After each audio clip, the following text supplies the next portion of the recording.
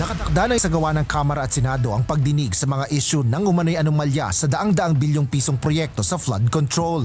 Ngunit ayon kay Senate Deputy Majority Leader JV Ejercito, mas nararapat na ombudsman o sino mga independent at credible na investigative body ang mga siwa ng investigasyon. Layunin nito na maalis ang anumang duda ng publiko sa magiging resulta ng pagsisiyasat.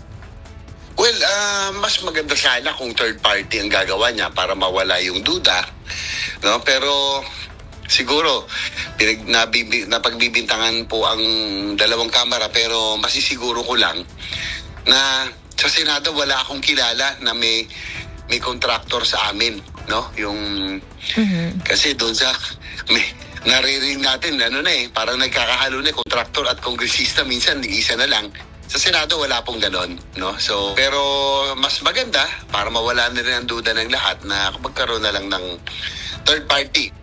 Ganito rin ang posisyon na inihayag ni former Senator Franklin Drilon. Para sa dating Senate President, hindi sa paninirang puri, ngunit binigyan din niya na mahirap pagkatiwalaan ng publiko ang imbestigasyon ng Kongreso, lalo na kung tungkol ito sa mga isyong may kinalaman sa budget insertions dahil mga mambabatas din ang sangkot sa mga ito.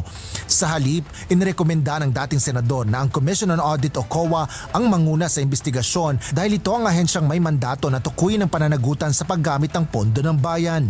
Git pa niya, ang ombudsman naman ang nararapat na maghain ng anti-graft cases sa mapatutunayang lumabag sa batas. Itinuturing ang flood control projects na isa sa fastest growing items sa national budget kung saan umabot sa higit 346 billion pesos ang inilaan sa 2025 General Appropriations Act o GAA. Samantala, bukas ay nakatakda na rin ang pagdinig dito ng Senate Committee on Accountability of Public Officers and Investigation o ang Blue Ribbon Committee. Asher Cadapan Jr., UNTV News and Rescue. Diyos ang aming sandigan, serbisyo publiko ang aming pinahalagahan.